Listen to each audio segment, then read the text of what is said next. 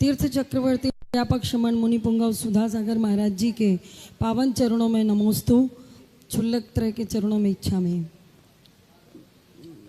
महाराज जी, परसों की बात है, आप जब एसपी साहब के यहाँ आहारचर्या के लिए इतनी धूप में गए और जब आप वहाँ से धूप में लौटे और उसके बाद पूरे दिन के कार्यक्रम में भी आप बैठे रहे, दूसरे दिन का उपवास किया और तीसरे दिन की सुबह तक की कक्षा और प्रवचन पूरे करने के बाद तब तो हमें इतने सोच में पड़ गए कि इतनी गर्मी को 3 दिन से सहन करने के बाद आज कौन सौभाग्यशाली होगा जिसके घर में महाराज जी की पारणा होगी।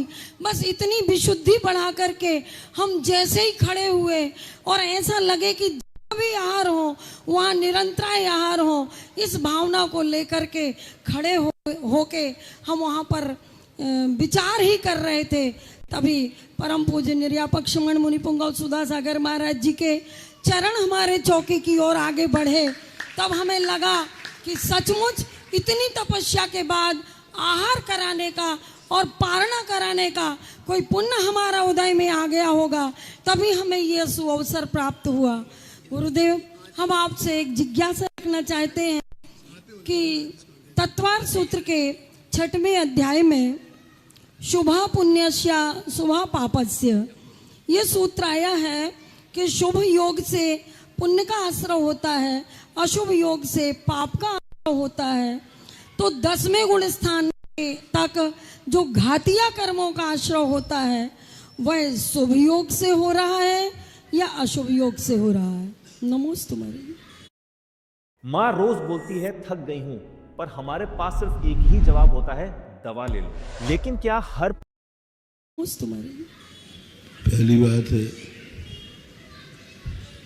दुर्लभ दिन में आहारचर्या इसलिए मिल गई तुम्हें कि तुमने ये भाव किया कि हमारे यहाँ आहार हो जाए, ये भाव किया कहीं भी हो जाए, निरंतराय हो जाए।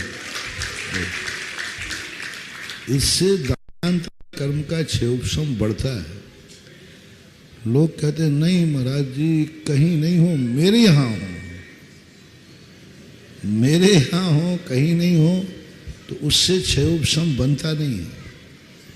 शास्त्रों में ऐसा आता है, एक राजा ने ऐसा भाव किया कि मेरे यहाँ ही आहार हो महाराज के, तब तो उसके यहाँ आहार हो ही नहीं पाए।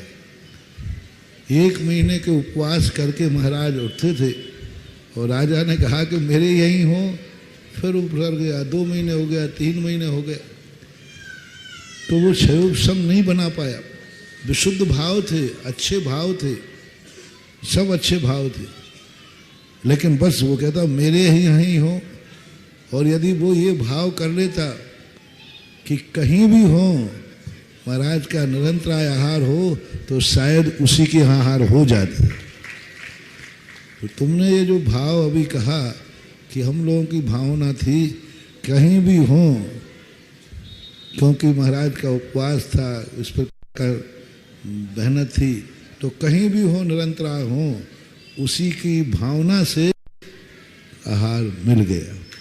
शुभा पुण्य से अशुभा पाप से उन कर्म प्रकृतियों के लिए कहा है जिनमें पुण्य और पाप के भेद होते। घातिया कर्मों में पुण्य और पाप का भेद नहीं करते। वो तो घातिया निरंतर बंदी हैं, वो अपने गुण स्थान तक उनका निरंतर बंद होता ही है। न उन्हें शुभ की जरूरत है और न उन्हें अशुभ की जरूरत है। उनका बंद तो निरंतर होना ही होते रहेंगे। अब शुभ अशुभ का जो बंद होता है वह मात्र अकेले अघातिया कर्मों में ही पुण्य पाप प्रकृतियां होती हैं। इसलिए 10वें गुण स्थान तक घातिया कर्म तो निरंतर बंदी हैं। उनमें किसी भी आचार्य ने किस कर्म से बंध रहे हैं, वो पुण्य योग से बन रहे हैं या अशुभ योग से बन रहे हैं, ऐसी कोई चर्चा जैनाचार्यों ने नहीं की। क्योंकि शुभ योग के समय भी कसाय तो मौजूद रहती ही है। इसलिए जो आघातिया कर्म हैं उनकी अपेक्षा शुभा पुण्य से अशुभा पाप से का प्रसंग लेना चाहिए। तो जब शुभ योग होगा तो शुभ प्रकृतियों का न पुण्य प्रकृतियों का बंध होगा, अशुभ योग होगा तो अशुभ योग का होगा।